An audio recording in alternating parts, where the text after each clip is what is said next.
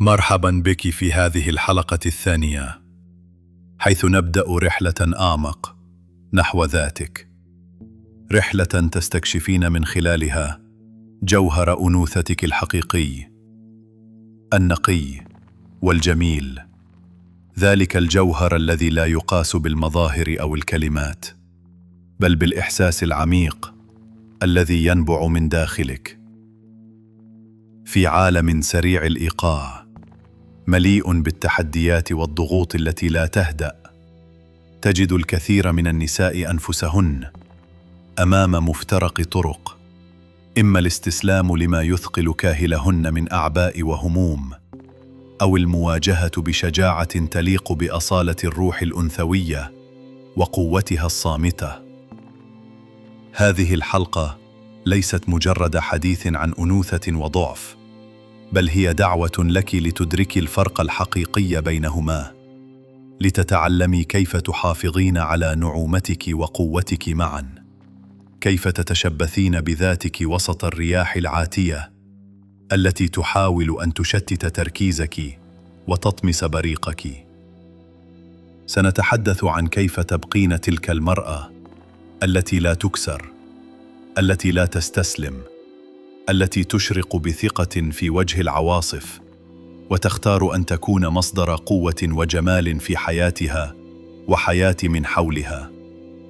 فهيا نبدأ هذه الرحلة معا، لنعانق أعماق ذاتنا ونكتشف الأسرار التي تجعل أنوثتنا ليست مجرد حالة، بل أسلوب حياة متوازن بين الرقة والعزيمة، بين الحنان والثبات، لنخرج أقوى، أكثر إشراقاً، وأكثر تماسكاً مما كنا عليه من قبل.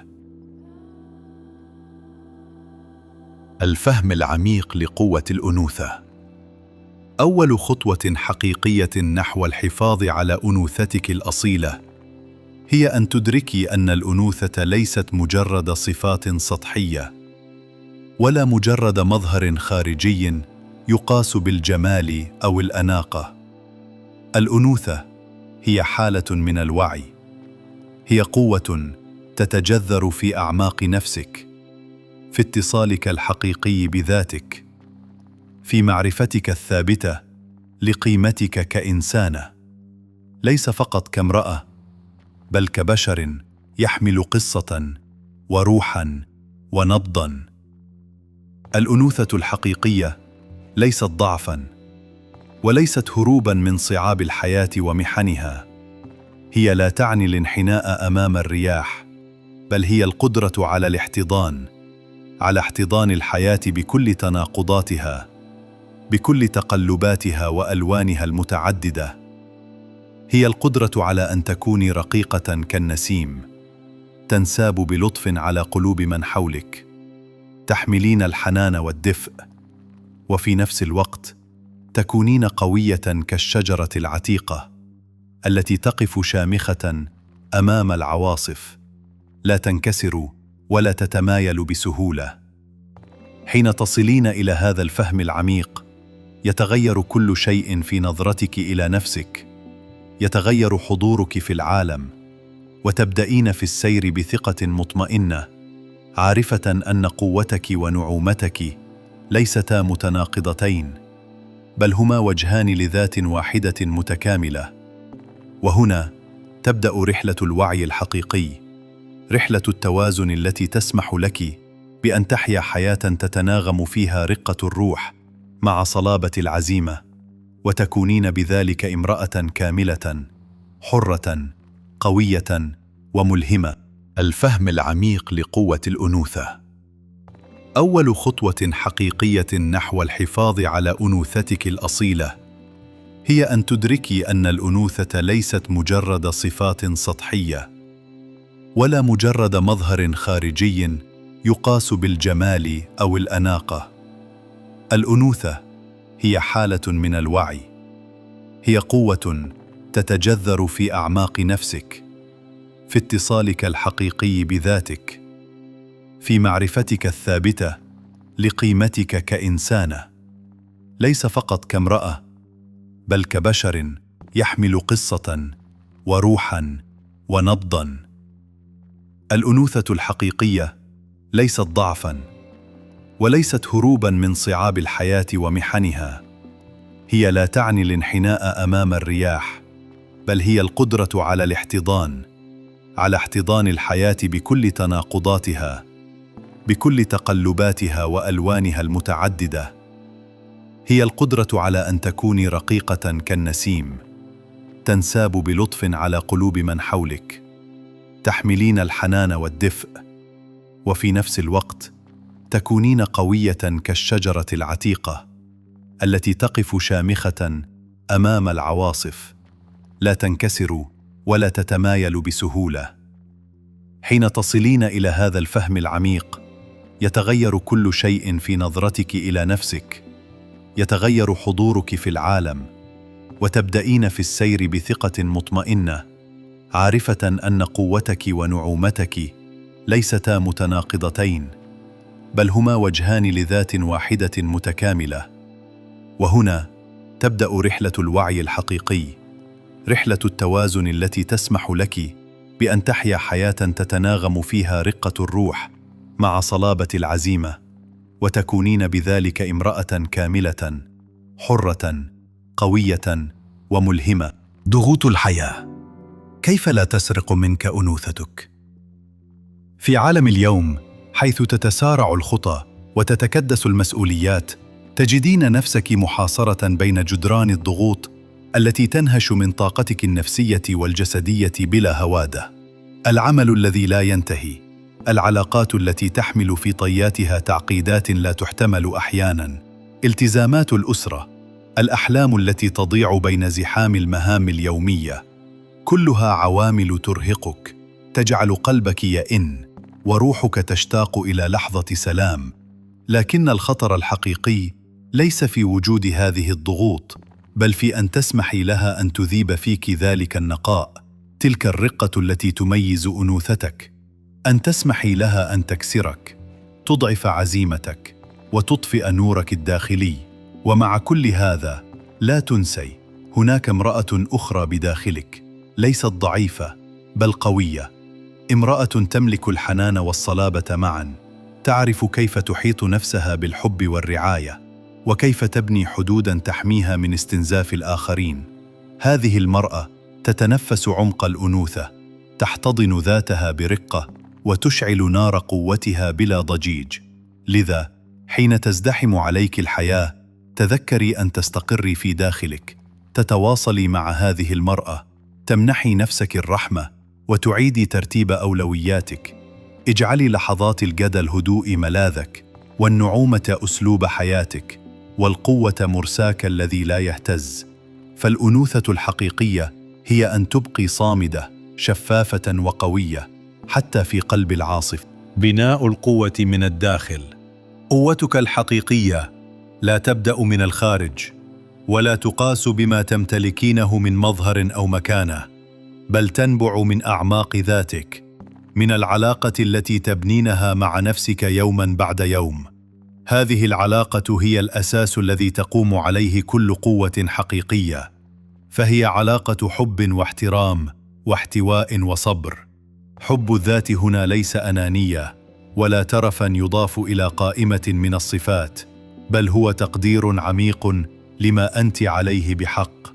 هو الاعتراف بأنك تستحقين السعادة، الراحة والعناية، تماماً كما تستحقين الهواء الذي تتنفسينه.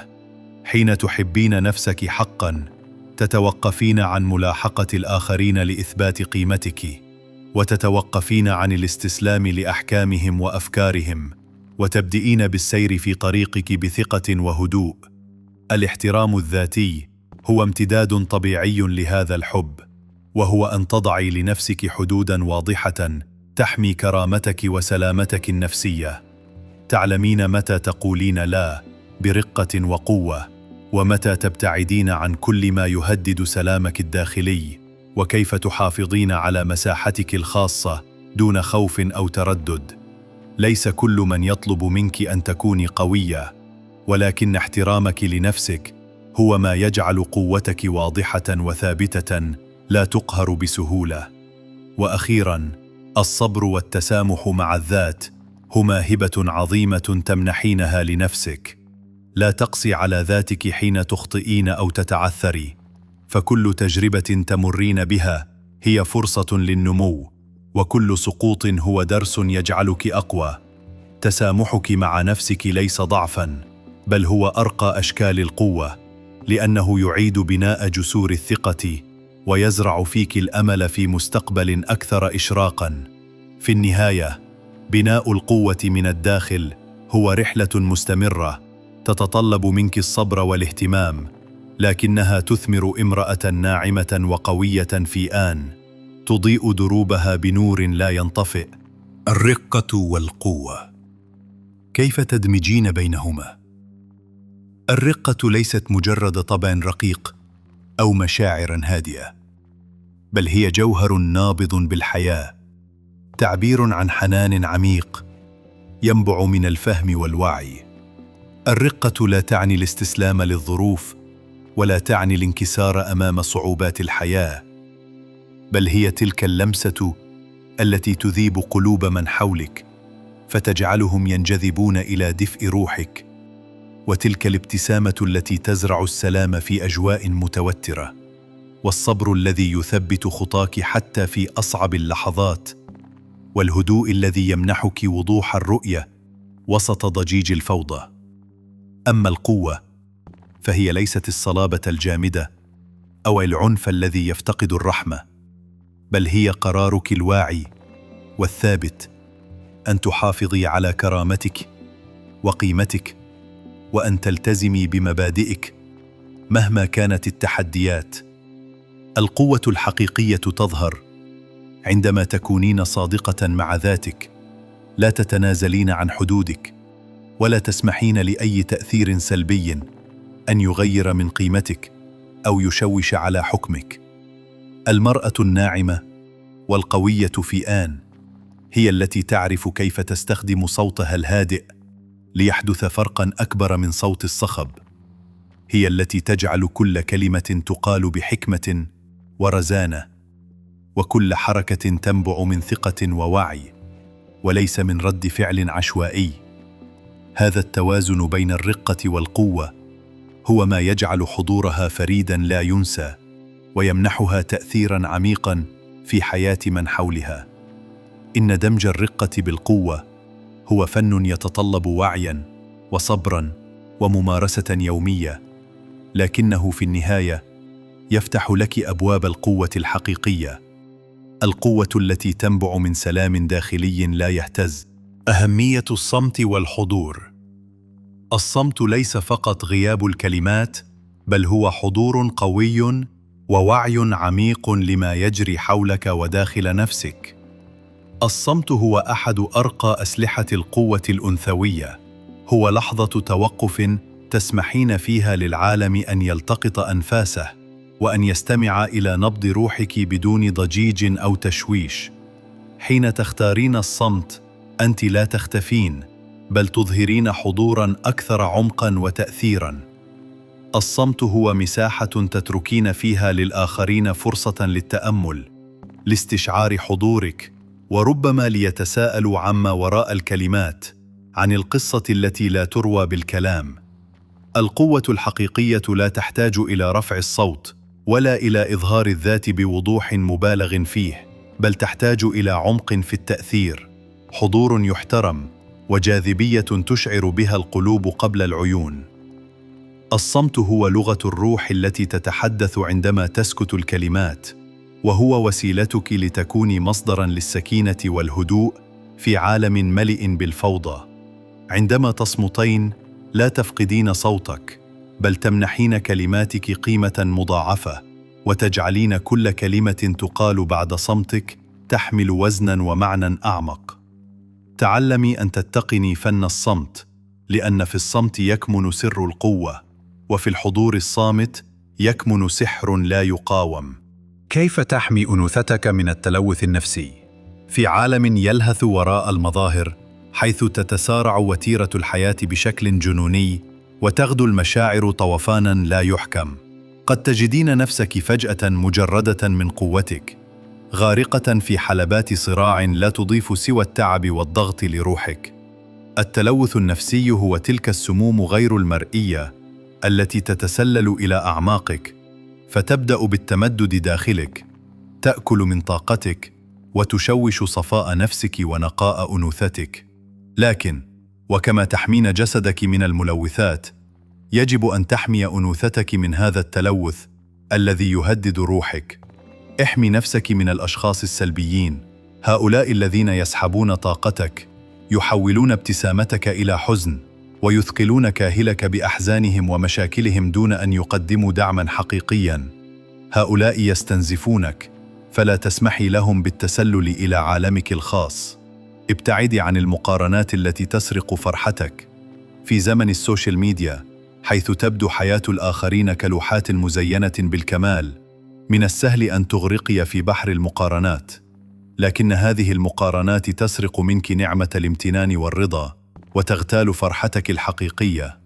تذكري، لكل قصة بعد غير مرئي، ولكل حياة تفاصيل لا تعرض. انتقي بعناية ما تسمحين له بالدخول إلى عالمك، سواء كانت أفكاراً، كلمات، أو علاقات. انتقاء ما يغذي روحك ويسمن قوتك هو مفتاح المحافظة على نقاء أنوثتك. امنحي نفسك حق الاختيار في كل ما تدخلين إليه، واحمي ذاتك بوعي لا يتزعزع. الأنوثة النقية هي كنز لا يقدر بثمن، تحتاج إلى درع من الوعي والحدود التي تحميها من التلوث الذي يحاول أن يطفئ نورها. خطوات عملية للحفاظ على أنوثتك وقوتك. 1. خصصي وقتاً يومياً لتتواصلي مع ذاتك في هدوء. في زحمة الحياة ومشاغلها، من السهل أن تفقدي الاتصال بنفسك. لذلك، من الضروري أن تمنحي نفسك وقتاً خاصاً كل يوم، حتى لو كان دقائق معدودة، لتجلسي مع نفسك بلا أي إلهاءات. هذا الوقت هو لحظة استرخاء وتأمل، فرصة لتسمعي صوتك الداخلي، وتعيدي ترتيب أفكارك ومشاعرك. في هذا الهدوء ينمو الوعي بذاتك، ويبدأ القلب بالشفاء من ضغوطات اليوم. 2. مارسي التأمل أو تمارين التنفس لتهدئة العقل. التأمل وتمارين التنفس ليست رفاهية، بل هي أدوات قوية لتعزيز سلامك الداخلي. بممارستها بانتظام، تساعدين عقلك على التخلص من التوتر والقلق، وتفتحين باب التواصل مع ذاتك الحقيقية.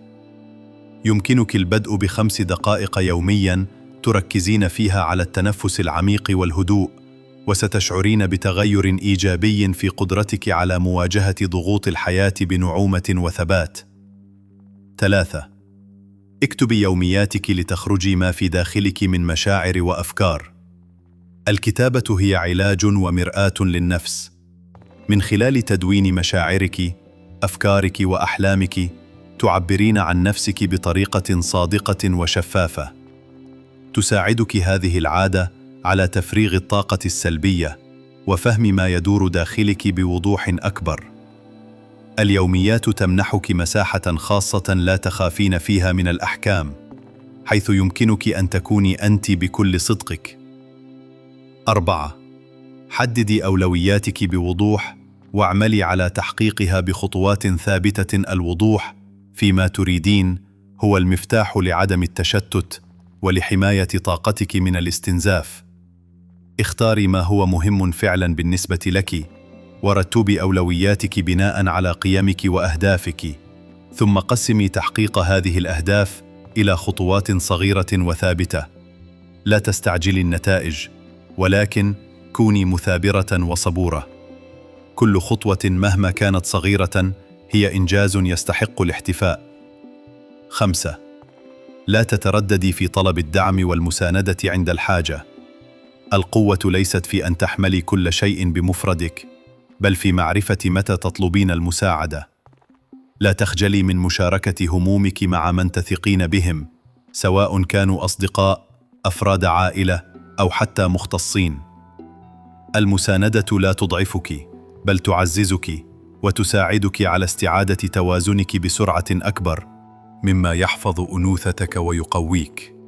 الأنوثة ليست مجرد عذوبة سطحية ترى بالعين، وليست ضعفاً بلا حدود يستغل أو يساء فهمه، بل هي أسمى من ذلك بكثير. هي مزيج فريد من الرحمة القلبية التي تنبع من عمق الروح، والقوة الثابتة التي لا تقهر. هي نعومة لا تعني الرقة المفرطة أو الاستسلام، بل نعومة توازنها صلابة لا تهتز، صلابة تجعلك تقفين وسط عواصف الحياة متزنة، حاضرة بكل وعي وجمال.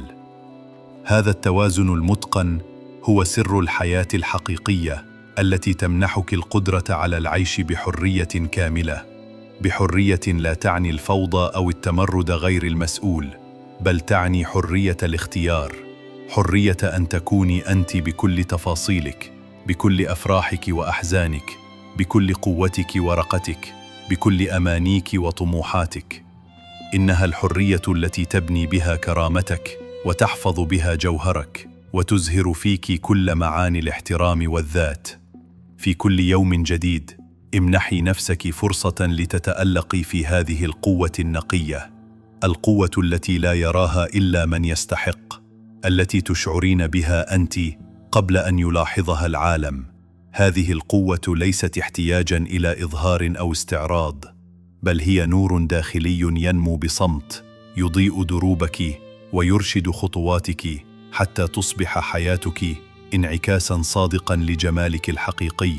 كوني أنت بقوتك ونعومتك، بطريقتك الخاصة التي لا يمكن لأحد أن يكررها أو يحاكيها.